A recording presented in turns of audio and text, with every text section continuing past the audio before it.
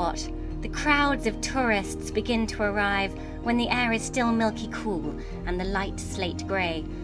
Hoping for a perfect sunrise, they come from all over to explore this UNESCO World Heritage Site. For most, only Angkor Wat and perhaps a few nearby temples remain on their itinerary. Most tourists who come to see Cambodia just thinking about the Angkor Wat, they're thinking about temples area.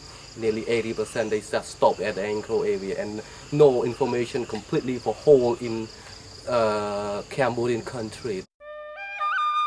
Yet there are few places in the world with such a high concentration of significant archaeological sites. It's the quantity of temples across Cambodia which is so astonishing, and many can be explored without another tourist in sight. Well, even before you go too far away from here, there's 6,000 to 10,000 tourists come to Angkor Wat each day, and they're jostling for elbow room, frankly. But we can get you to many places where you can have an Angkorian temple to yourself. It's almost the golden age of travel. Travelling by helicopter, I left Siem Reap for Cambodia's northern border with Thailand. The land is dotted in numerous temple sites which speak of more prosperous times for this country. 12th century Bante Chma is a perfect example of the extravagance of that era.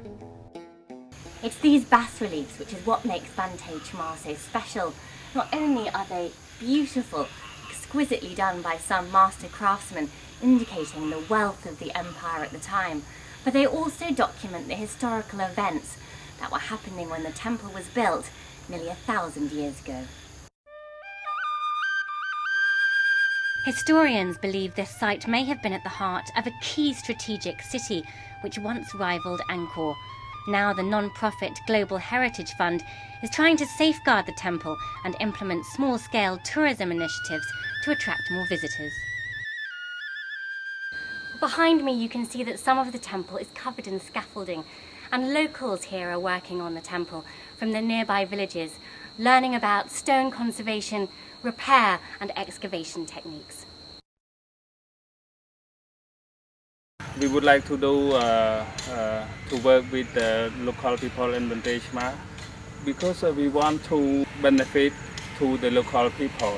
So we do some activity, we set up homestay. If tourism growth is steady and sustainable, the local community here may score a new source of revenue. Access to these sites is improving too.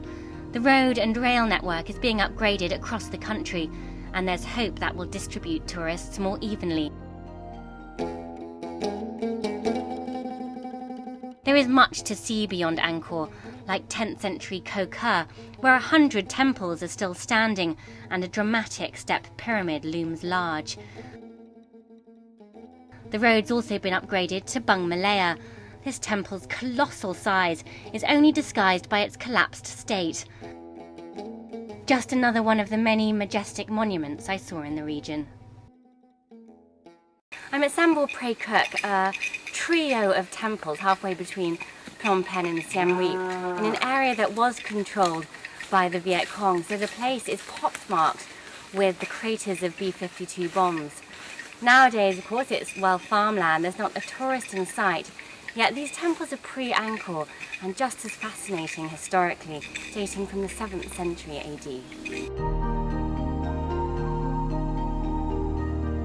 There is much to explore here for anyone willing to venture into Cambodia's more remote areas, often with the added prize of seeing these places of worship in perfect solitude.